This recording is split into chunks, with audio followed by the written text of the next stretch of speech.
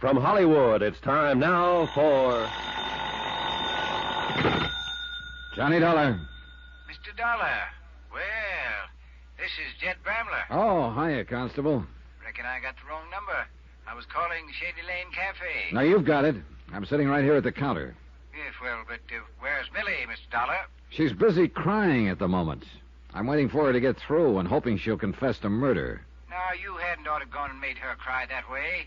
Millie is a fine girl. That's the trouble with this whole case, according to you. Everybody in this township is fine people, all of them. Ellen Bates was a fine woman, too, and now she's dead. And one of these fine people killed her. I'm going to find out which one, Mr. Bramler, and I'm going to tag him for it. With your help or without it.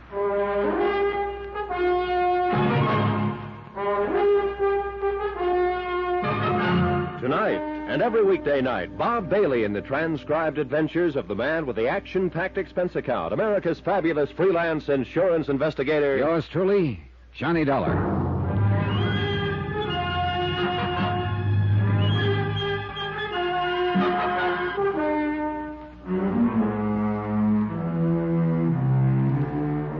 From Special Investigator Johnny Dollar, location Shady Lane, Vermont. To the Home Office, Star Mutual Insurance Company, Hartford, Connecticut. Assignment, the Shady Lane matter. Expense account continued. Item 7, $1.40, one pot roast special at the Shady Lane Cafe, while waitress Millie Wells dried her tears and repaired her face. I thought over what she'd said, what I'd taken for a confession, and tried to fit it in with the other facts in the case. What few facts there were. A young farm wife, a semi-invalid named Ellen Bates, had been shot to death while sitting at the front window of her house. The weapon was an old-fashioned squirrel rifle, a type of gun owned by half the people in the township. Ellen Bates had no known enemies.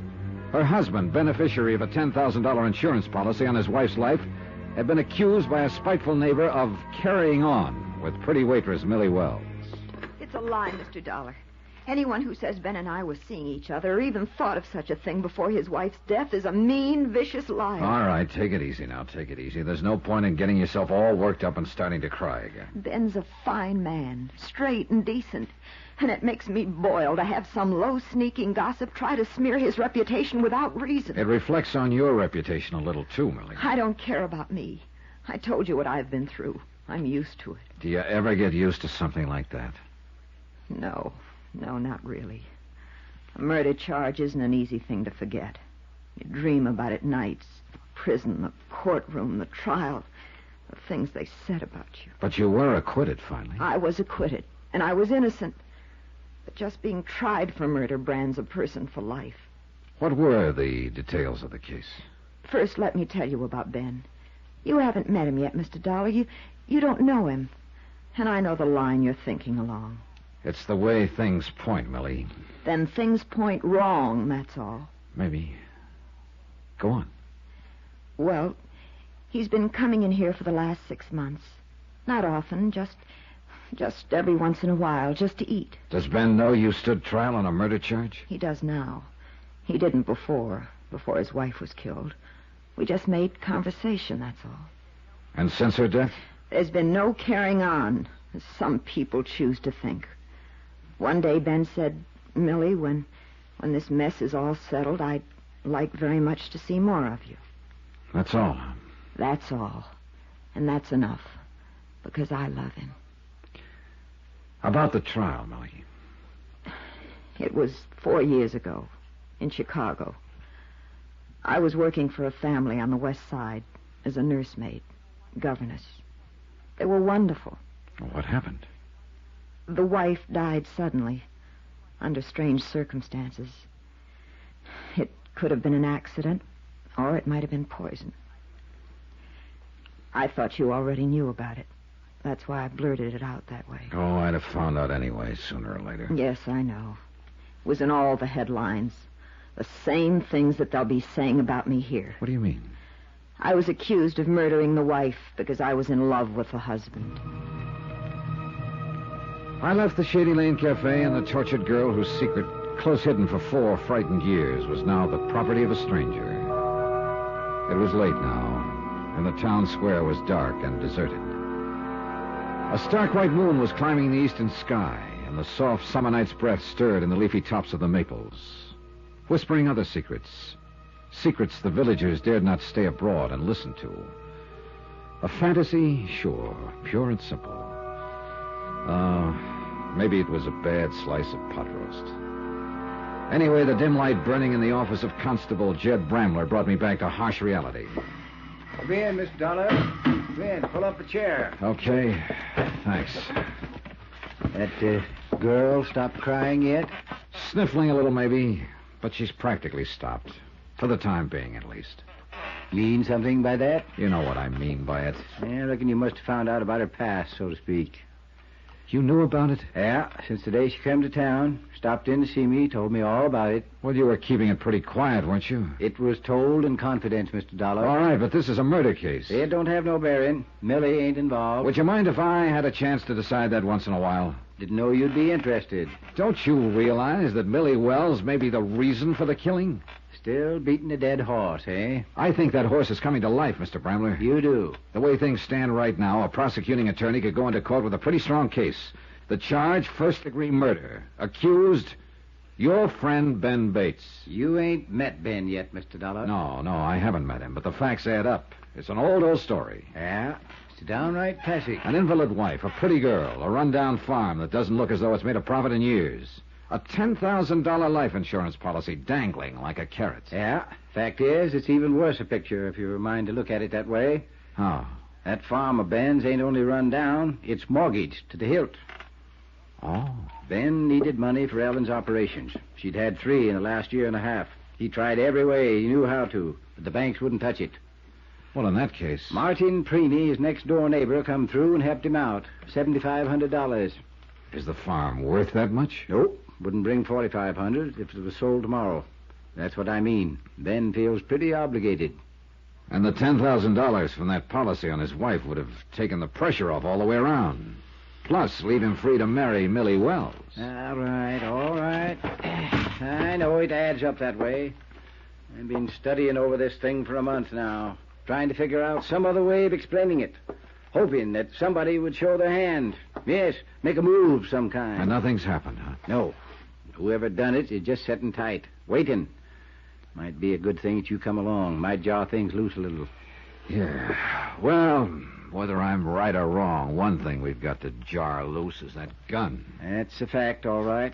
Can't make much of a case against nobody without that gun. You said nearly everybody in the township owned one of those old-fashioned squirrel rifles, the type Ellen was killed with. That's right. Well, what about her husband? Does Ben own one? Nope. Nothing but a shotgun. Yes, I saw it when we were out there this afternoon hanging over the mantel. But at the same time, I noticed something else. What do you mean? That shotgun was resting on a pair of hooks set into the bricks above the fireplace. But the hooks hadn't been put there for that particular gun. Now, they were too far apart. What are you getting at, Mr. Dollar? I think those hooks would fit a squirrel rifle just fine. Ben ain't one to lie. He told me he didn't have a rifle. But that's something else I've been studying about. What do you mean? I kind of half remember seeing a squirrel gun hanging over that mantel in years gone by.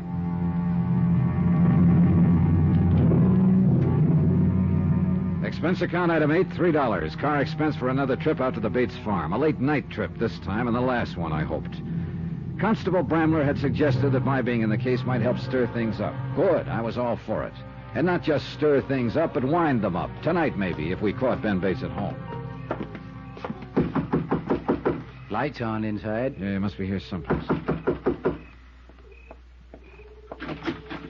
Oh, evening, Jed. Ben, like you to meet Mr. Johnny Dollar. Mr. Dollar. Hi, Ben.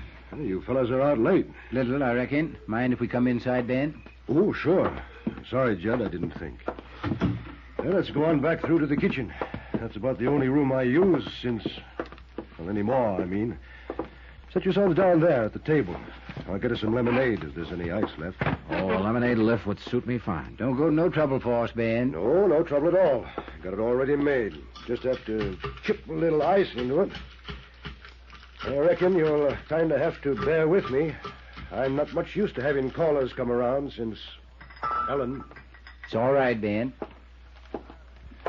Here we are. Hey, you fellas got some business out this way tonight? Fact is, Ben, we come out here to talk to you. Mr. Dollar is an insurance investigator. He's here to find out who killed Ellen. I see. You got any ideas yet, Mr. Dollar? I've kind of got an idea you might have done it, Ben. I wouldn't have harmed a hair of Ellen's head. I could be wrong. Mr. Dollar has been checking around, Ben, talking to people here and there. The Preenies, Millie Wells.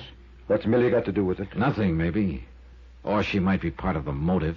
I didn't even make her acquaintance hardly before the last week or two. What about Mrs. Preeny? You've known her longer, haven't you? Yes, she was a good friend of Ellen's.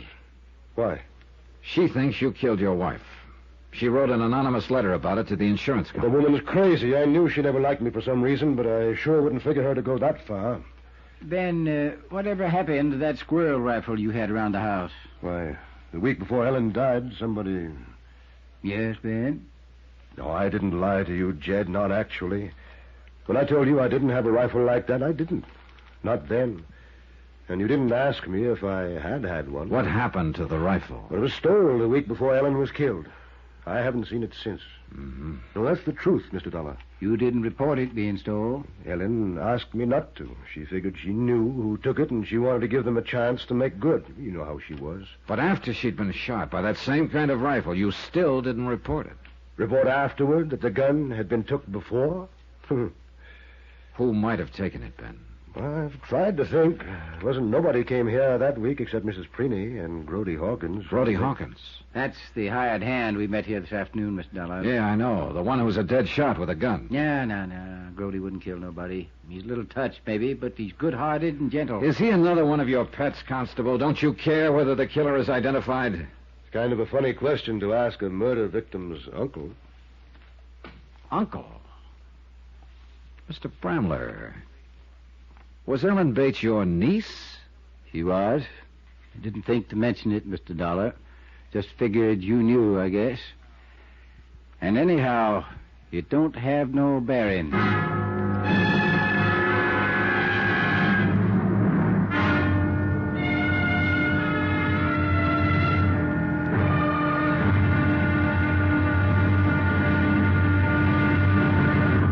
Now, here's our star to tell you about tomorrow's intriguing episode of this week's story. Tomorrow, a slow net tightens and the fish turn frantic, and one of them, at least, is armed and dangerous, as deadly as a shark.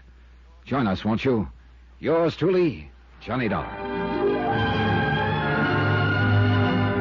Yours truly, Johnny Dollar, starring Bob Bailey, is transcribed in Hollywood.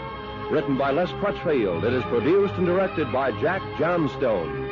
Be sure to join us tomorrow night, same time and station, for the next exciting episode of Yours truly, Johnny Dollar. Roy Rowan speaking.